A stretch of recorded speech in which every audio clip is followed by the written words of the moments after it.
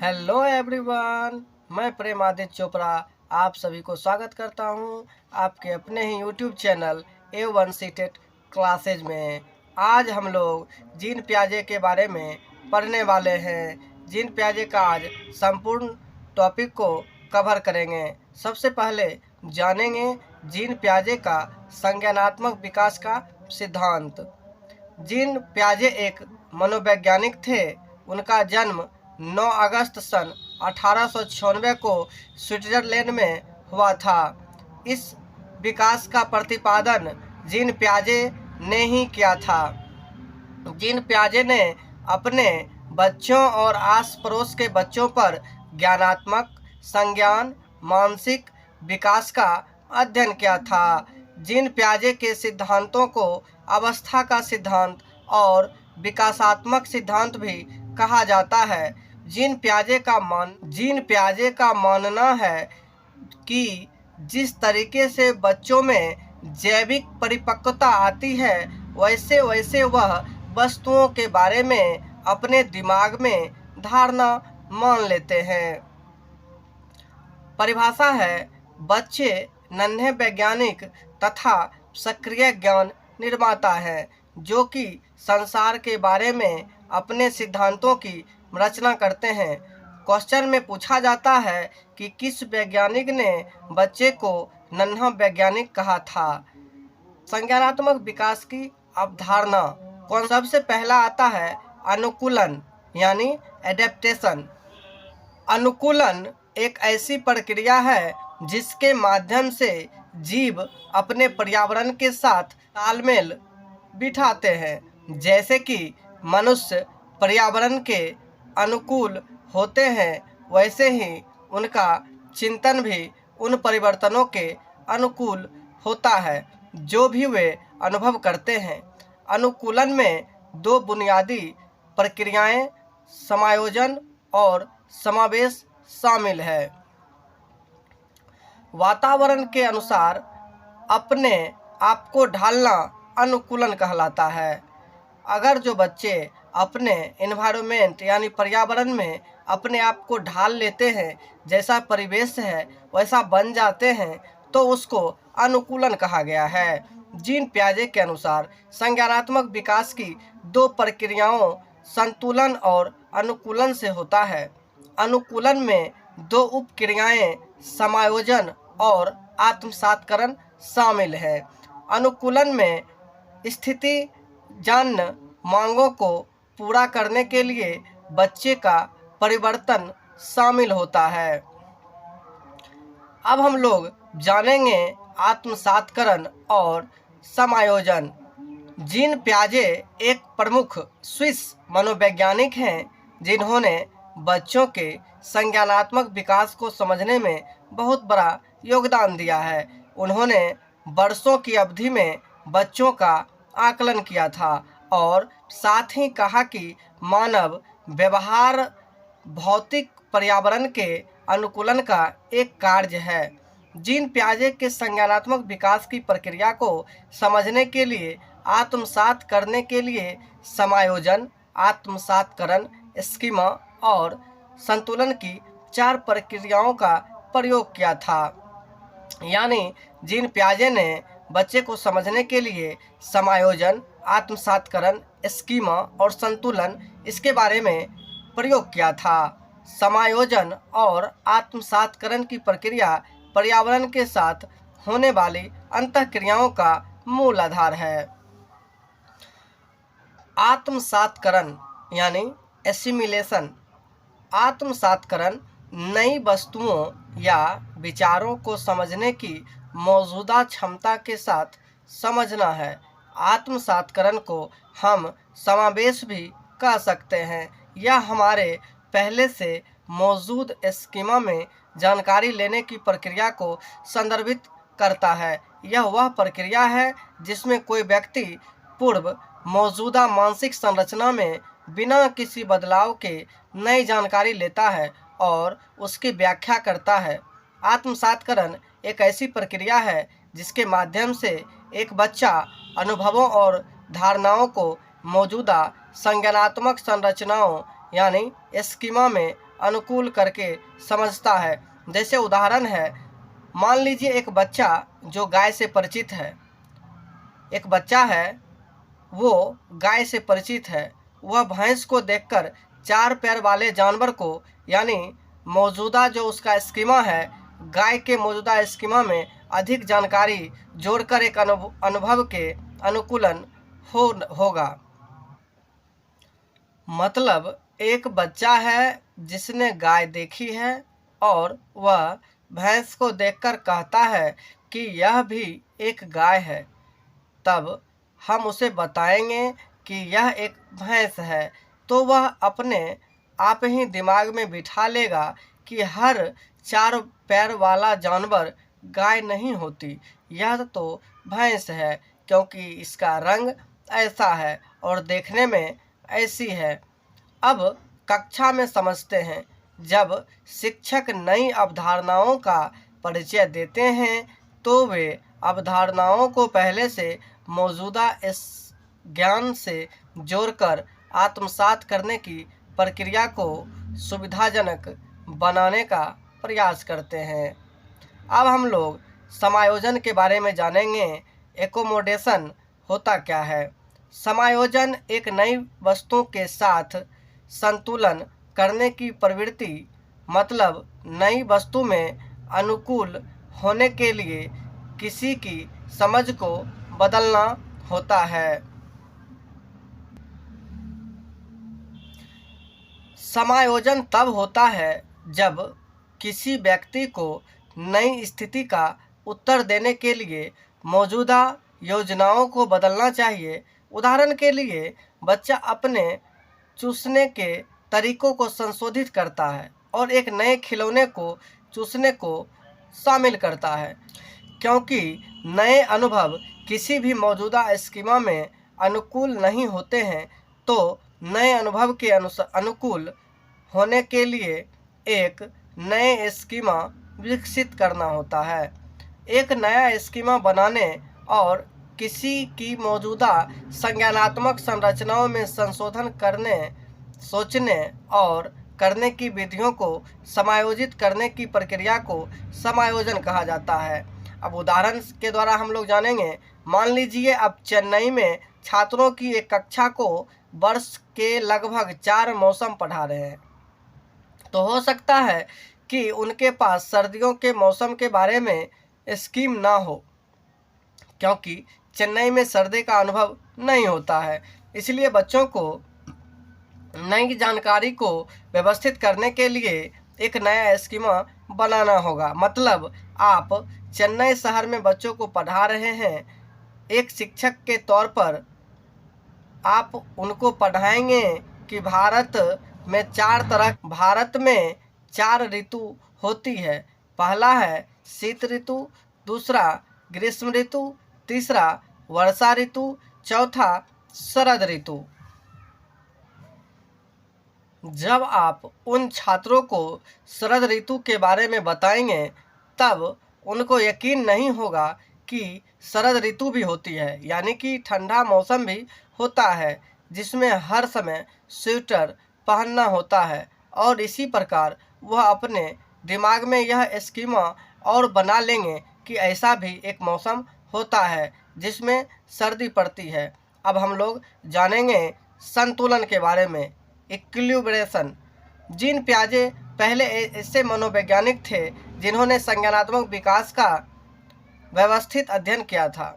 Gene पियाजे के संज्ञानात्मक विकास के सिद्धांत के अनुसार समावेश यानी आत्मसातकरण, समायोजन और संतुलन एक ऐसी विधि है जिसके माध्यम से बच्चे एक अनुभवों को पहले से मौजूदा अनुभूति संरचनाओं, धारणाओं, स्कीमा में एकत्रित करते हैं। इसके द्वारा बच्चे आत्मसातकरण और समायोजन की प्रक्रिया के बीच संतुलन कायम करते हैं। संतुलन तब होता है जब एक बच्चा पुरानी और नई धारणाओं और अनुभवों के बीच सामंजस्य बनाता है और जब उसकी योजनाएं समावेश के माध्यम से सबसे नई जानकारी में समाधान कर सकती है। असंतुलन की स्थिति तब पैदा होती है जब नई जानकारी मौजूदा मानसिक निरूपण यानी समावेश में समा न सकती हो। स्कीम होता क्या है? अनुभव या व्यवहार को संगठित करने की ज्ञानात्मक संरचना को स्कीम कहते हैं। अब हम लोग जानेंगे स्कीमा के बारे में। ये बहुत ही महत्वपूर्ण टॉपिक है जीन पियाजे का। जीन पियाजे ने स्कीमा को बुद्धिमान व्यवहार का बुनियादी निर्माण खंड और ज्ञान को व्यवस्थित करने का एक रूप कहा है। एक स्कीमा को विश्व के जुड़े हुए मानसिक अभ्यावेदन के एक समूह के रूप में परिभाषित किया जा सकता है, जिसका उपयोग हम स्थितियों को समझने और प्रतिक्रिया करने के लिए करते हैं। मानव के दिमाग में जो चीज़ें पहले से ही संरक्षित होती है, वह उनका प्रयोग करके किसी विषय के प्रति एक धारणा बनाता है और इसे ही हम स्कीमा कहते हैं। जीन पियाजे ने संज्ञानात्मक विकास की 4 अवस्थाएं बताई है। जीन पियाजे has given 4 stages of cognitive development. Jean पियाजे एक स्विस मनोवैज्ञानिक हैं जिन्होंने अपने सिद्धांत में संज्ञानात्मक विकास का एक व्यवस्थित अध्ययन किया है, जिसे 4 चरणों में वर्गीकृत किया गया है। पहला अवस्था है संवेदी गामक अवस्था, जिसमें बच्चे का उम्र जो होता है जन्म से 2 वर्ष का होता है। दूसरा अवस्था है पूर्व संक्रियात्मक अवस्था। इसमें बच्चे का उम्र 2 वर्ष से लेकर 7 वर्ष के बीच का होता है। तीसरा अवस्था है मूर्त संक्रियात्मक अवस्था। इसमें बच्चे का उम्र 7 से 11 या 12 वर्ष तक का होता है। चौथा अवस्था है औपचारिक संक्रियात्मक अवस्था। इसमें बच्चे का उम्र 11 से लेकर 15 वर्ष तक होता है। अब हम लोग जानेंगे संवेदी गामक यानी सेंसरी मोटर स्टेज क्या होता है। इस अवस्था में बच्चे का जो होता है उम्र जन्म से 2 वर्ष तक का होता है। इस अवस्था में शिशु अपनी इंद्रियों के माध्यम से सीखता है। इस अवस्था में से शुरू अपनी इंद्रियों के साथ साथ वस्तुओं के साथ शारीरिक संबंध का उपयोग करके दुनिया के बाद का निर्माण करते हैं, जैसे कि कुछ चीज़ें पकड़ने, खिलौने, जो उसने और कदम रखने जैसे शारीरिक संबंध का उपयोग करते हैं। वह अपनी इंद्रियों जैसे सुनना और देखना का भी उपयोग करते हैं। यानी इस अवस्था में बच्चे अपने इंद्रियों के माध्यम से कोई भी कार्य करते हैं। इस चरण की सबसे महत्वपूर्ण उपलब्धियों में से एक है वस्तु अस्थायित्व का विकास यानी ऑब्जेक्ट परमानेंस। इस अवस्था में वस्तु अस्थायित्व का गुण आ जाता है, यानी कि शिशु अपने दिमाग में वस्तुओं की छाप बनाना शुरू कर देता है, जिससे वह छुपी हुई वस्तुओं को भी ढूंढ लेता है। दूसरा है पूर्व संक्रियात्मक अवस्था यानी सेंसरी मोटर स्टेज। इसमें बच्चे का उम्र 2 वर्ष से लेकर 7 वर्ष तक का होता है। यह क्रिया करने से पहले की अवस्था है। इसमें बच्चा सामने वाले आने वाली चीज़ों को देख पाएगा और समझ पाएगा, लेकिन कोई क्रिया नहीं कर पाएगा। जीन पियाजे के अनुसार पूर्व संक्रियात्मक एक ऐसी अवस्था है जिसमें एक बच्चा अवधारणात्मक अपरिवर्तनीयता, भाषा विकास, केंद्रीकरण, अहम केंद्रवाद और जीववाद प्राप्त करता है। जीववाद का मतलब होता है बच्चे सजीव और निर्जीव के बीच समझ विकसित नहीं कर पाते हैं। बच्चों में स्मृति, कल्पना और जिज्ञासा का विकास होता है। इस अवस्था में वह चीज़ों को प्राकृतिक प्रतीकात्मक रूप से समझने में सक्षम होते हैं, जैसे कि वह खेलते समय घर घर खेलते हैं और चाहे पार्टी भी करते हैं। इस अवस्था में सोचना उदासीन है और दूसरों के दृष्टिकोण पर विचार नहीं करते हैं। जीववाद। इस अवस्था में बच्चा सजीव और निर्जीव वस्तुओं में अंतर नहीं कर पाता है। जीववाद वह क्षमता है जो बच्चा सोचता है कि निर्जीव वस्तुओं में भी एक व्यक्ति की तरह जीवन और भावनाएं और इरादे होते हैं। जैसे कि वह जब खिलौनों के साथ खेलता है तब है उससे बात भी करता है और उसके साथ खेलता भी है। उसके बाद आता है अहम केंद्रवाद यानी ईगोसेंट्रिज्म। जब बच्चा यह सोचना शुरू कर देता है कि वह जो कर रहा है, सोच रहा है, वही सब सोचते हैं और वही ठीक है। उसके बाद आता है अपरिवर्तनीयता। इसमें बच्चा वस्तुओं, संख्याओं, समस्याओं आदि को जैसे कि 4 + 5 = 9 कर लेगा। इसी में 5 + 4 = दिया जाए तो बच्चा नहीं कर पाता है।